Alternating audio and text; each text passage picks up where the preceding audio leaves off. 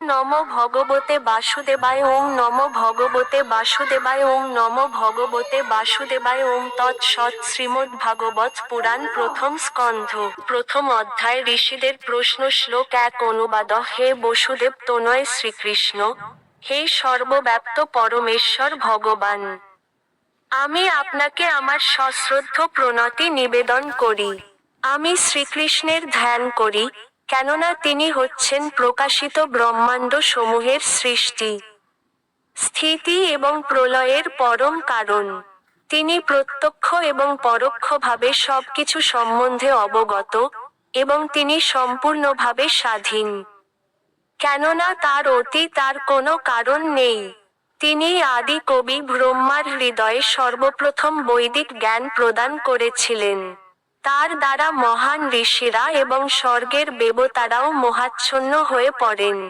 ঠিক যেভাবে মোহাচ্ছন্ন হয়ে পড়লে আগুনে জল দর্শন হয়, অথবা জলে মাটি দর্শন হয়, তারই প্রভাবে জোড়া প্রকৃতির তিনটি গুণের মাধ্যমে জড় জগৎ সাময়িকভাবে প্রকাশিত হয়, এবং তা অলীক হলেও সত্যবৎ প্রতিভাত হয়। তাই আমি সেই পরমেশ্বর ভগবান শ্রীকৃষ্ণের ধ্যান করি, যিনি জড় জগতের মোহ থেকে সম্পূর্ণভাবে মুক্ত তার ধামে নিত্যকাল বিরাজ করেন। আমি তার ধ্যান করি, কেননা তিনিই হচ্ছেন পরম সত্য। 2. জড় বাসনাযুক্ত সব রকমের ধর্ম সম্পূর্ণভাবে বর্জন করে এই ভাগবত পুরাণ পরম সত্যকে প্রকাশ করেছে, যা কেবল সর্বতোভাবে নির্মৎসর ভক্তরাই হৃদয়ঙ্গম করতে পারেন। পরম সত্য হচ্ছে পরম মঙ্গলময় বাস্তব বস্তু। সেই সত্যকে জানতে পারলে ত্রিতাপ দুঃখ সমূলে উৎপাটিত হয়। মহামুনি বেদব্যাস উপলব্ধির পরিপক্ক অবস্থায় এই শ্রীমদ্ভাগবত রচনা করেছেন, এবং ভগবত তত্ত্বজ্ঞান হৃদয়ঙ্গম করতে এই গ্রন্থটিই যথেষ্ট। সুতরাং অন্য কোন শাস্ত্রগ্রন্থের আর কি প্রয়োজন? কেউ যখন শ্রদ্ধাবন্ত চিত্তে এবং একাগ্রতা সহকারে এই ভাগবতের বাণী শ্রবণ করেন, তখন তার হৃদয়ে ভগবত তত্ত্বজ্ঞান প্রকাশিত হয়। 3. হে বিচক্ষণ এবং চিন্তাশীল মানুষ, কল্পবৃক্ষরূপী বৈদিক শাস্ত্রের অত্যন্ত সুপক্ক ফল শ্রীমদ্ভাগবত আস্বাদন করুন। তা শ্রীল শুকদেব গোস্বামীর শ্রীমুখ থেকে নিঃসৃত হয়েছিল। তাই এই ফলটি আরও অধিক উপাদেয় হয়েছে, যদিও এই অমৃতময় রস মুক্ত পুরুষেরা পর্যন্ত আস্বাদন করে থাকেন। 4. একসময় শৌনক আদি ঋষিরা পরমেশ্বর ভগবান এবং তার ভক্তদের প্রীতি সাধনের জন্য বিষ্ণু তীর্থ নৈমিষারণ্যে সহস্র বর্ষব্যাপী এক যজ্ঞ অনুষ্ঠান করেছিলেন। 5. একদিন প্রাতঃকালে সেই শৌনকাদি ঋষিরা হুতাগ্নিতে আহুতি প্রদান করে সমাদৃত আসনে উপবিষ্ট শ্রীল সুত গোস্বামীকে শ্রদ্ধার সঙ্গে এই প্রশ্নগুলি জিজ্ঞাসা করেছিলেন। 6. ঋষিরা বললেন, হে পরম শ্রদ্ধেয় সুত গোস্বামী, আপনি সম্পূর্ণরূপে নিষ্পাপ। আপনি মহাভারত আদি ইতিহাস সহ অষ্টাদশ পুরাণ এবং সমস্ত ধর্মশাস্ত্র সদ্গুরুর কাছে অধ্যয়ন করেছেন। শুধু তাই নয়, তা আপনি ব্যাখ্যাও করেছেন। 7. হে সরলঋণ বেদান্তবিদ সুত গোস্বামী, আপনি ভগবানের অবতার ব্যাসদেবের জ্ঞান প্রাপ্ত হয়েছেন, এবং যে সমস্ত ঋষিরা ভৌতিক এবং আধিভৌতিক জ্ঞান পূর্ণরূপে লাভ করেছেন তাদের কাছ থেকেও আপনি জ্ঞানপ্রাপ্ত হয়েছেন। 8. যেহেতু আপনি শ্রদ্ধাশীল এবং বিনীত, তাই আপনার গুরুদেবেরা বিশেষভাবে অনুগ্রহ করেছেন। কেননা স্নিগ্ধ স্বভাবসম্পন্ন অর্থাৎ প্রীতিশীল শিষ্যের কাছেই গুরুবর্গ অতি নিগূঢ় রহস্য ব্যক্ত করেন। 9. হে আয়ুষ্মন, আপনি জনসাধারণের পরম মঙ্গল কিভাবে সাধিত হয়, তা সহজবোধ্যভাবে আমাদের কাছে শোনান। 10. হে মহাজ্ঞানী, এই কলিযুগের মানুষেরা প্রায় সকলেই অল্পায়ু। তারা কলহপ্রিয়, অলস, মন্দগতি, ভাগ্যহীন এবং সর্বোপরি তারা নিরন্তর রোগাদির দ্বারা উপদ্রুত। 11.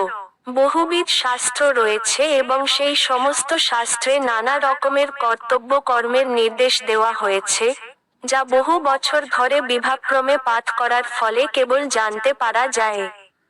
তাই হে মহর্ষি, দয়া করে আপনি সেই সমস্ত শাস্ত্রের সারমর্ম সমস্ত জীবের মঙ্গলের জন্য বিশ্লেষণ করে শোনান, যাতে তাদের হৃদয় সম্পূর্ণভাবে সুপ্রসন্ন হতে পারে।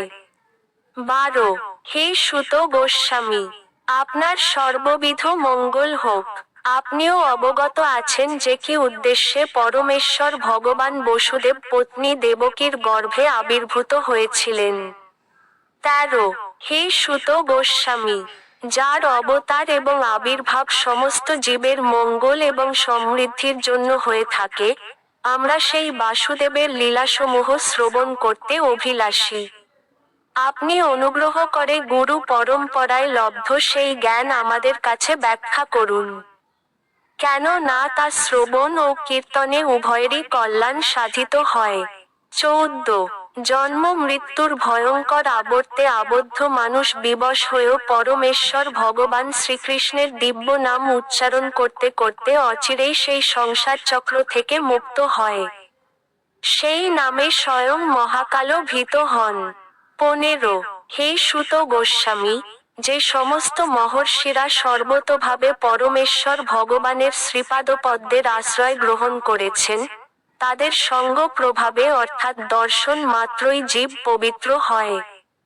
কিন্তু সুরধুনী গঙ্গার জল সাক্ষাৎ সেবা অর্থাৎ স্পর্শন, অবগাহন আদি করার পরেই কেবল মানুষকে পবিত্র করে। 16 কলিযুগের পাপ পঙ্কিল অবস্থা থেকে মুক্ত হওয়ার আকাঙ্ক্ষী এমন কে আছে যে পরমেশ্বর ভগবানের অপ্রাকৃত মহিমা শ্রবণ করতে অনিচ্ছুক? 17 তার অপ্রাকৃত কার্যকলাপ অত্যন্ত মহৎ এবং উদার, এবং নারদ আদি মহান ঋষিরা তা কীর্তন করেন। তা শ্রবণ করার জন্য আমরা অত্যন্ত আকুল হয়েছি। দয়া করে আপনি বিভিন্ন অবতারে তার বিভিন্ন লীলাবিলাসের কথা আমাদের বলুন। 18 হে মহাজ্ঞানী সুত গোস্বামী, দয়া করে আপনি আমাদের কাছে পরমেশ্বর ভগবানের অসংখ্য অবতারের অপ্রাকৃত লীলাবিলাসের কথা বর্ণনা করুন। পরমেশ্বর ভগবান শ্রীকৃষ্ণের সেই পরম মঙ্গলময় লীলাবিলাস সম্পাদিত হয় তার চিৎ শক্তি যোগমায়ার দ্বারা। 19 উত্তম শ্লোকের দ্বারা বন্দিত হন যে পরমেশ্বর ভগবান, তার অপ্রাকৃত লীলা কথা যতই আমরা শ্রবণ করি না কেন, আমাদের তৃপ্তি হবে না। যারা তার সঙ্গে সম্পর্কযুক্ত হওয়ার অপ্রাকৃত রস আস্বাদন করেছেন তারা নিরন্তর তার লীলাবিলাসের রস আস্বাদন করেন। 20 পরমেশ্বর ভগবান শ্রীকৃষ্ণ তার ভ্রাতা বলরামের সঙ্গে মনুষ্যরূপে লীলাবিলাস করেছেন, এবং এইভাবে তার স্বরূপ গোপন রেখে তিনি বহু অলৌকিক কার্যকলাপ সম্পাদন করেছেন। 21 কলিযুগের আগমন হয়েছে জেনে আমরা এই বৈষ্ণব ক্ষেত্র নৈমিষারণ্যে দীর্ঘকালব্যাপী যজ্ঞ অনুষ্ঠানের জন্য এসে উপস্থিত হয়েছি। এখন আমাদের হরিকথা শ্রবণের অবসর লাভ হয়েছে। 22 আমরা মানুষের সদ্গুণ অপহরণকারী কলিকাল রূপ দুর্লঙ্ঘ সমুদ্র উত্তীর্ণ হতে ইচ্ছুক। সমুদ্রের পরপারে গমন করতে ইচ্ছুক মানুষের কাছে কর্ণধার সদৃশ আপনাকে বিধাতাই আমাদের কাছে পাঠিয়ে আপনার দর্শন লাভ ঘটিয়েছেন। 23 পরম রুক্ষ যোগেশ্বর শ্রীকৃষ্ণ সম্প্রতি তার নিত্য ধামে অন্তর্ধান রূপ অপ্রকট লীলায় প্রবেশ করলে সনাতন ধর্ম কার শরণাপন্ন হয়েছে তা আমাদের বলুন। ইতি ঋষিদের প্রশ্ন নামক শ্রীমদ্ভাগবতের প্রথম স্কন্ধের প্রথম অধ্যায়। সম্পাদনায় ঋষিকেশ নাথ।